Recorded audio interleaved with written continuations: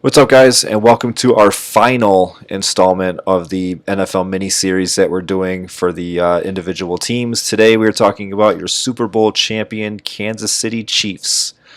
They finished last season 12-4. They obviously had that first round bye in the playoffs. They didn't have the best record, but they had the first round bye. They came back from behind against Houston and beat them 51-31 in the divisional round. They beat Tennessee, the surprising Tennessee Titans, 35-24 in the AFC Championship. And then they beat Jimmy Garoppolo and the San Francisco 49ers 31-20 in the Super Bowl to bring home the Lombardi Trophy for the first time in 50 years. Patrick Mahomes was your Super Bowl MVP. Questionable. I mean, it definitely could have gone to Damian Williams, but he's the quarterback always gets the love. It's the first of many Super Bowl MVPs for him. I think he's going to win another one or two more. I have him projected out as far as fantasy goes for about 4,600 passing yards, 32 touchdowns, 8 interceptions, 225 rushing yards on the ground, and then another 2 touchdowns. So more than what he had last year, but he did have some injury concerns last year. He missed a couple of games, but less than he had 2 years ago when he had that 50 touchdown season. So I think 32 to 35 is going to be his norm, unless he obviously misses some time. I mean, this kid is good. He makes his receivers what they are. I mean, Tyreek Hill is a stud by himself. Sammy Watkins is a stud by himself. But we'll talk about that when we get to the wide receivers. Let's talk about the quarterback room here. Obviously, Patrick Mahomes. Behind him, you got some veteran presence in Matt Moore. So if Mahomes does go down for whatever reason, Matt Moore could step in. And then they brought in Jordan Tiamu from the XFL. But yeah, I mean, this offense and everything that the Chiefs do runs through Patrick Mahomes. They they might. I mean, they're definitely going to miss a step if he were to get hurt. But Matt Moore is capable enough to kind of keep the team afloat if it's a short-term injury and Mahomes only has to miss a couple games. Yep, you read my mind because I wanted to bring that up quickly. So, starting off with their QB1, Matt Moore, he started off, or he started 3 games last season, and actually he was pretty solid. And a part of that, I mean, we've seen a lot of quarterbacks have success under Andy Reid, but I was a little surprised. Matt Moore was actually pretty solid from a fantasy standpoint.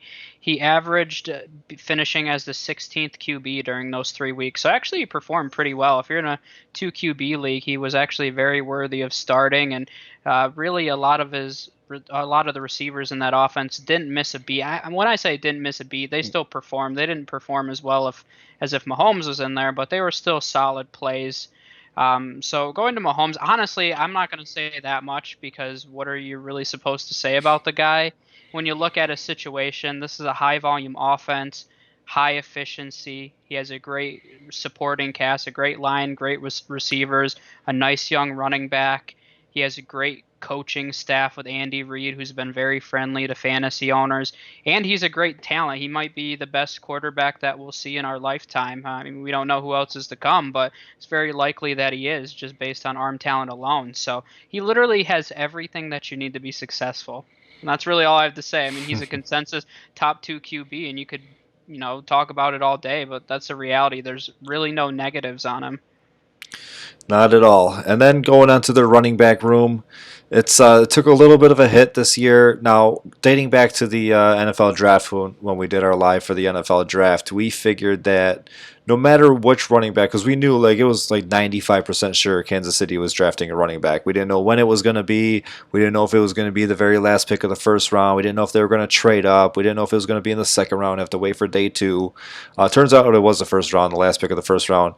But we figured that no matter what running back they get, because it was going to be early, that he was going to pretty much be your number one dynasty running back, your number one, your number one rookie draft running back. He was going to be a hot commodity, but Damian Williams was still on the roster at the time. So it was kind of one of those things where, okay, I want to take this guy, but I don't want to reach too high for him. I shouldn't be grabbing him in the third round when Damian Williams is still there and he's coming off a arguably a Super Bowl MVP performance.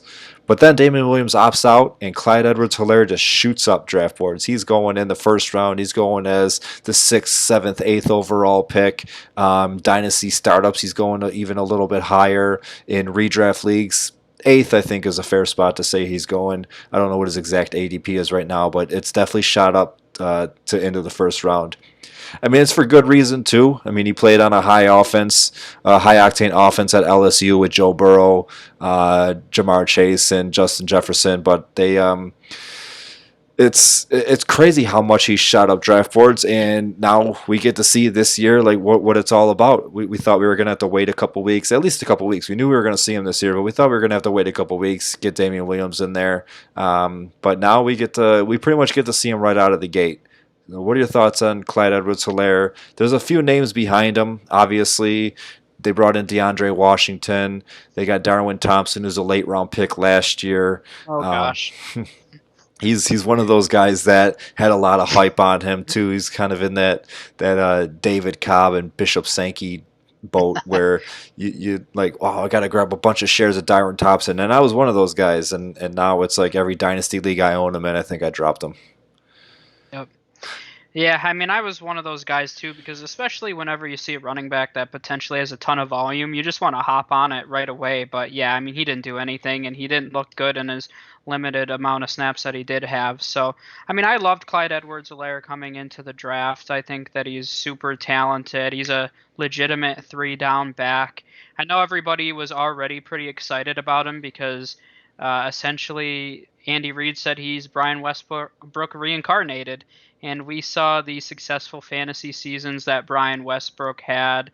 I would expect Clyde Edwards-Helaire to maybe even be better than Brian Westbrook at the peak of his career, but I mean, you really couldn't have picked a better spot for him as much as, and I know you've talked about this before where Mahomes isn't the kind of quarterback to dump it off to his running back, but I think they're going to specifically design plays for Clyde Edwards-Helaire, whether it be running back screens or option routes out of the backfield. So he's going to be heavily involved in that passing game, even if it's not in the traditional dump it off to your running back sense.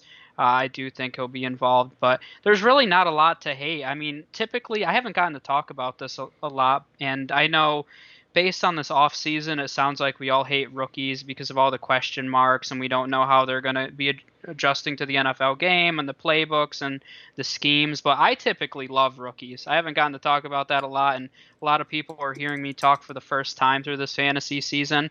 I usually love high upside rookies and second and third year players. So I'm all over Edwards-Helaire, even in redraft leagues now. He's currently going as the 10th running back off the board, but you do have to consider for a big chunk of the offseason, we thought Damian Williams was going to be there, so he's continued to shoot up draft boards. I'm pretty comfortable grabbing him in the late first, and if you can pair up Edwards-Helaire with, Miles Sanders, Nick Chubb, Josh Jacobs, any of those young running backs that go early in the second round, I think that's a super deadly combination. And it's similar to Mahomes. He's in a great situation with a great scheme, a great line, all the talent in the world, and all he has to do is go out there and perform at this point. All right, and then Damian Williams might have been the biggest fantasy impact to opt out this year with the COVID stuff going on, but the first impact to opt out this year was also from the Chiefs. Offensive lineman Laurent Duvernay-Tardif. He's a Canadian resident. He has a doctorate. He decided to opt out. He was the very first player to opt out, and he decided to kind of just help do some research for the coronavirus that's going on. So, I mean, you can, as a Chiefs fan or whatever, you might have some ill will against him, but he's definitely doing some good, and we have to commend him for that. But that leads us into how this offensive line looks now. He was their starter. He started all their games last year, but now they're missing their guard, and so how does that affect their offensive line, and what's their rating on him now? So they have him, this is updated, they have him ranked 12th heading into this season. They don't think he'll have too much of an impact just because he really wasn't the important piece on that line. You still have, oh, I know, how rude of me to say that. Hey, he's a smart guy. He doesn't need to play football anyway. He realistically should probably just go be involved in medical research. But Their tackles really are the bread and butter of this offensive line. Eric Fisher's been a solid, like a top 20 left tackle, so not great, but Mitchell Schwartz has been a top 5 tackle over the past 3 seasons. They got Asamale from the 49ers as well, and he's been a very good guard over the past few seasons. So very strong line. As you would imagine, they're better pass blockers than run blockers, which probably doesn't surprise anybody, but they're a top 12 line, and they're pretty confident they'll be in that range this season. All right, and then here's the part we've all been waiting for, the wide receivers. And I actually posted this question before in our fantasy hotspot, and I asked, are these wide receivers actually a top 5 unit by themselves, or are they a top 5 unit because Patrick Mahomes is throwing them the football? So here's the names that they got. Tyreek Hill, he's a pretty much a consensus late first, early second round pick in your fantasy drafts. Sammy Watkins, obviously he has a high the real draft price tag on him, fourth overall, but he hasn't really lived up to it. But he's been bounced around the league a little bit between Buffalo, the Rams, and now the Chiefs. Demarcus Robinson, who had some time last year, Mecole Hardman, who was a guy that was drafted to kind of be like a Tyreek Hill clone. And speaking of Mecole Hardman, we usually talk about the special teams after we go through the offense, but he is basically he seems to be their primary punt returner and their kick returner, which is another one of those. This might, of all the 32 episodes that we've done so far, this might be the guy who has the most impact between being on offense and being on special teams. Like, he could get you points in special teams because he is returning those kicks, but also he's attached to an offense that likes to throw the ball a lot, and Hardman should be involved in this offense a lot. So if you get him late in your draft, you're throwing him in, and even best ball lineups too, you might be very surprised with or not surprised. You might be very satisfied with the kind of points that he gets between the special teams and on offense. So I just wanted to throw it out there. Hill has also returned kicks and punts too. So but obviously he's being drafted. You don't need to be talked into drafting Hill. Hardman might be on the fence. But you got those four guys along with their tight end who we're going to talk about, along with Clyde Edwards-Helaire. So what do you think about this core four of wide receivers for Patrick Mahomes? Yeah, I mean, there's a lot of question marks, in my opinion, behind Tyreek Hill, even Demarcus Robinson. I'm sure there were some people out there that won some matchups last season because of him. Yep. He had the one huge game there where he had 35 points. I remember because I had him in a few leagues that I threw him in there, and a lot of people were excited. And he basically fell off a cliff after that game and didn't really produce after that. But I mean, Tyreek Hill, start off with him because he's the easiest one. The biggest problem I have with Tyreek Hill is he's not, and I love Tyreek Hill. This isn't to say I don't love him. I love him in real life and in fantasy, but he he's not a prototypical number one wide receiver, and I'm not saying that based on size, but just based on his volume. He's not a guy that gets 100 catches, even during his big 2018 season. When you look at last year, he was 26th in target share. He only took 22% of the Chiefs' overall pass attempts, and that's because Travis Kelce's there. I mean, realistically, we can talk about these other wide receivers, but I think the top three passing options this year could be Hill, Kelsey, and maybe even Edwards-Helaire, depending on how they get him involved, or probably Sammy Watkins. But Tyreek Hill just isn't traditional in the sense that he's taking, similar to Devontae Adams, 30% of his team's overall targets. You know, they really like to spread the ball around. I love him. I'm not taking him as one of the top 5 wide receivers off the board just because I think they have, I don't like saying a lot of other mouths to feed, and it might not seem like it because they're not big names, but this offense really does spread the ball around. You rarely see it where one guy takes over all of the volume. I mean, even Travis Kelce might have a huge game, but Mahomes will have 400 yards, and there's other guys with 60, 70 yards, and that's what they do. They spread the ball around. And I think we kind of saw Tyreek Hill's peak in 2018 anyway. He was the 4th wide receiver that year, and he had a huge season. He had over 10 touchdowns, 1,400 yards, and even if he hit that, I think it'd be hard for him to finish higher than 4th just because he's not a guy getting 15 targets a game. He's a guy that's getting 10, but he's being very efficient with those targets, which is just as important. But at the same time, it does limit his upside a little bit, which might seem crazy to say, but he's still a top 10 guy easily. Sammy Watkins, who you mentioned, I think he's a little underrated, and I think it's funny in one of the best passing offenses in the entire NFL. I mean, Sammy Watkins, even though McCole Hardman's there, Sammy Watkins is the number 2 wide receiver there. And it's kind of crazy to me that he's never drafted because when you look at last season, actually was fairly effective. He had 90 targets in 13 games. So realistically, if he played a full 16 game schedule, which I don't know if he has that in him, but if he did, I mean, he could be a guy that had 110 targets in a season with Patrick Mahomes. So there's got to be value to that, especially he's a little different.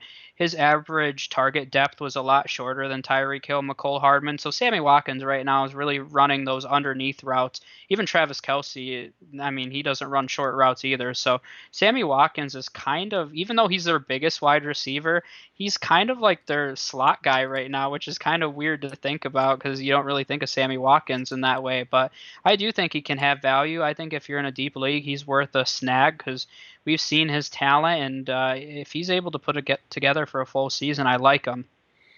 And then lastly, with McCole Hardman, I'll wrap up on him. Got to bring him up a little bit. I think people are overdrafting him right now, personally. Like I said, at best, even though this is a high volume passing offense, at best, he's maybe I mean, you could say maybe he's the third option behind Hill and Kelce, but even then, he's kind of maybe 3A, and then Edwards-Helaire is 3B, and Watkins is 3C. So, I mean, they should be all very similar. And the biggest problem I have is Hardman's fighting for very similar targets as Tyreek Hill. I mean, if they're both running long routes, who is Mahomes going to bomb it up to? The reality is Tyreek Hill. Tyreek Hill is the better wide receiver at this point, and that's my biggest problem. Is I think they have similar skill sets, I guess. So that's one of the reasons I'm not as high on him. I love his speed, and I think he has talent. And you mentioned best ball leagues. I think that's where he's best suited because this is a guy that can have 2 catches for 110 yards and 2 touchdowns. That's what kind of talent McCole Hardman has, but I don't think he's going to get consistent volume week in and week out. Yeah, just have to monitor him at the beginning of the season, see how it goes.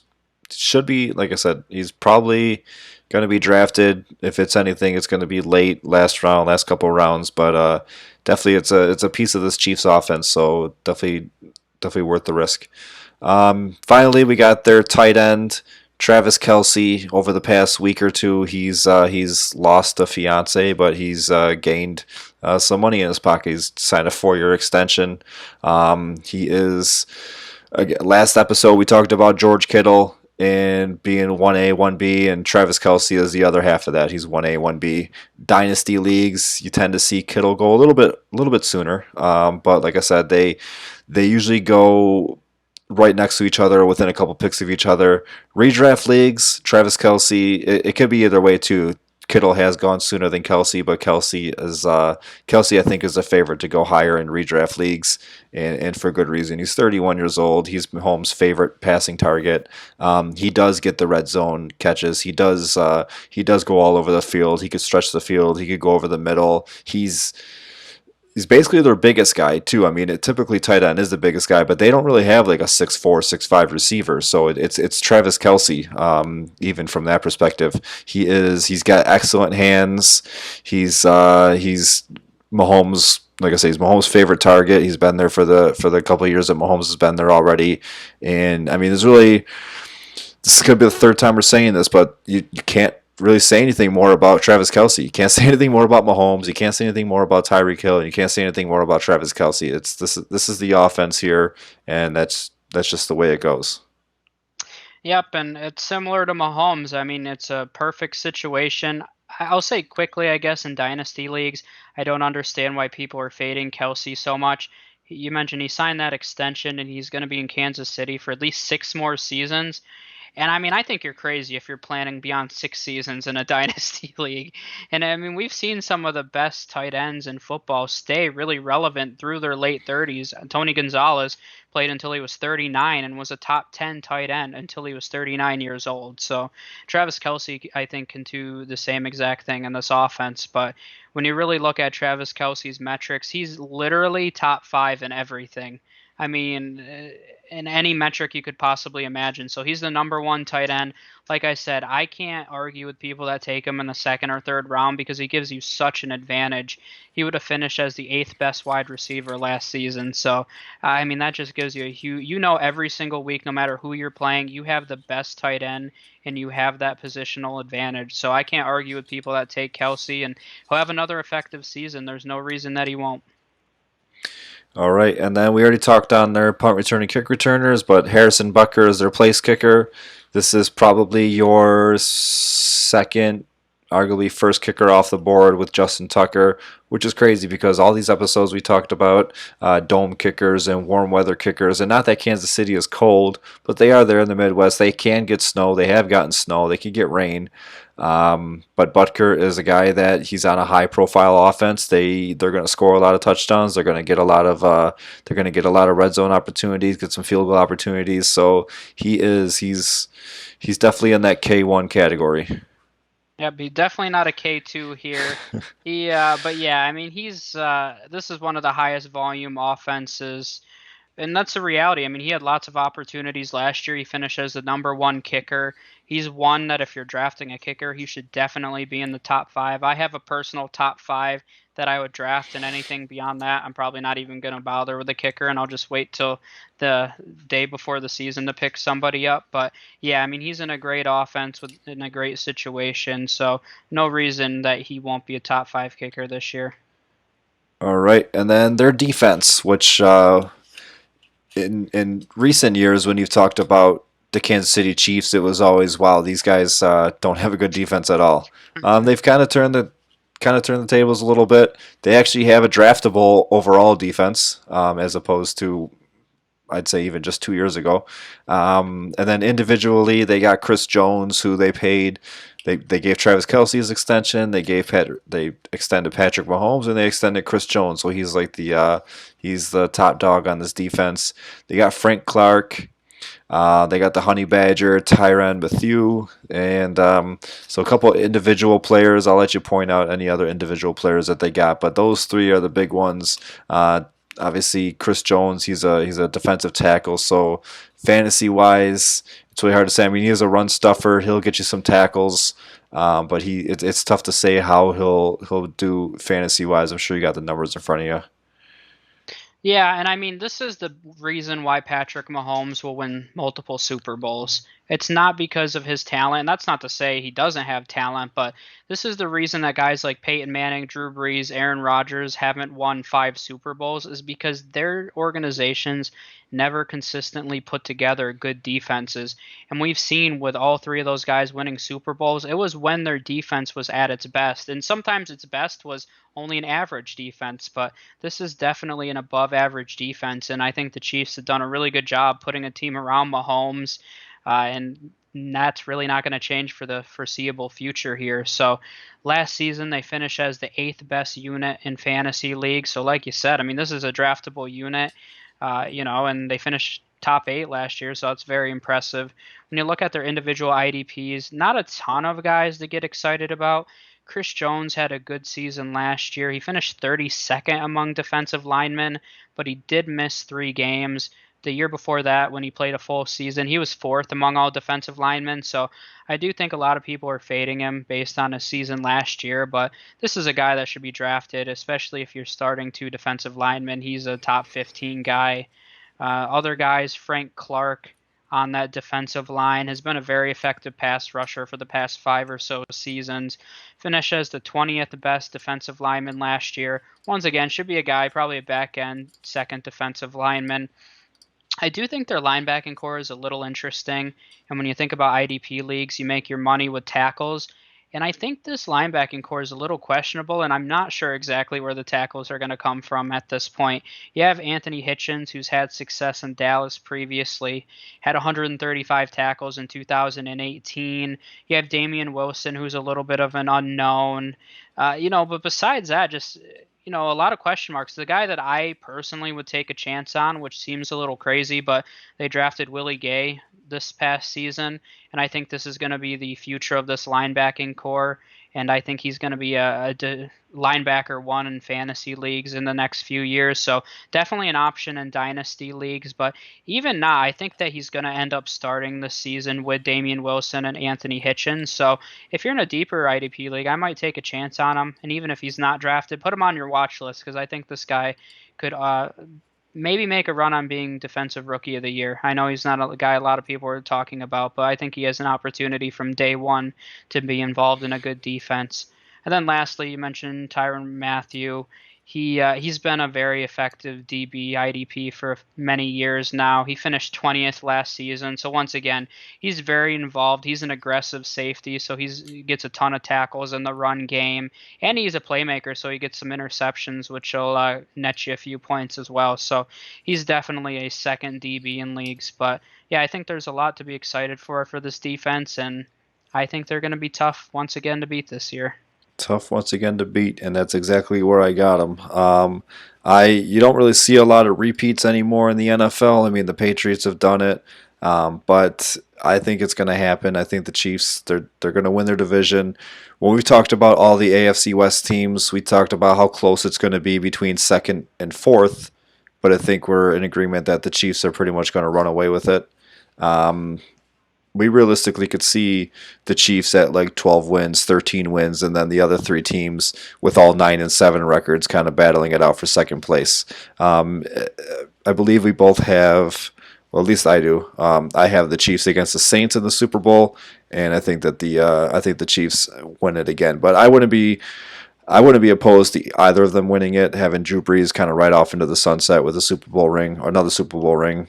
But I think that the Chiefs they're just strong on both sides of the ball. They got one of the most electrifying and exciting quarterbacks to play, and we're going to be seeing them a lot for the next 10, 15 years in the playoffs Yep. and probably a couple Super Bowls, and I think that they do it again. Yeah, I mean, there's no doubt they're going to win this division. I mean, it would be one of the greatest upsets in recent memory if they didn't win this division. And I don't think they'll have 12 wins again, though. I will say that I do think they could have a win or two less, just because I do think this division's going to be a lot stronger. And we've talked about that, but the Chargers, Raiders, and Broncos should all be improved. And I love this division because I feel like they're all chasing the Chiefs in the way that they're building their teams. You see the Broncos with all these weapons. Now it feels like they're all saying we need to score more points than the Chiefs, but they're really forgetting that the Chiefs' defense is pretty solid. So the Chiefs definitely should be in first in this division.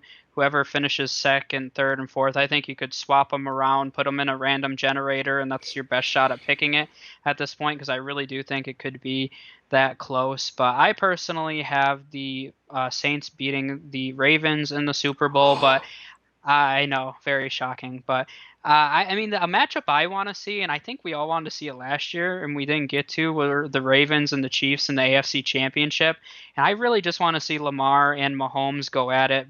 I mean, and everything you said about the Chiefs is applicable to the Ravens as well. Strong defense, great line, great weapons.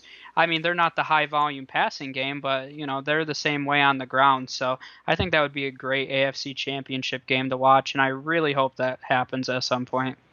All right, so that'll do it for our 32 team breakdown. We went through and just individually just broke down each team. You got your offensive players, IDPs, defenses as a whole, kickers, kick returners, punt returners. We did it all. We even threw a fullback in there, and Woohoo! and I had a lot of fun doing this. I know you had a lot of fun doing this. We've been up some late nights. We've been up early mornings, editing the pods. It's been fun, and this is the first year of many that we're hopefully doing this. And yeah, I mean, any final thoughts before we close it out and move on to our next project? No, I think it was great. And, as much as I know a lot of people aren't breaking teams down in depth, you don't have to because that's what we're here for. But, I mean, it really helps you. And I know going through this and going through depth charts and thinking about situations and researching individual players, I mean, I was able to learn a lot about players that maybe normally you don't think about. So I think it makes you a better fantasy player. And I highly recommend people taking a look at depth charts and really thinking about situations and how it can apply to your league. All right, so we will see you guys next episode for whatever we decide that we're doing.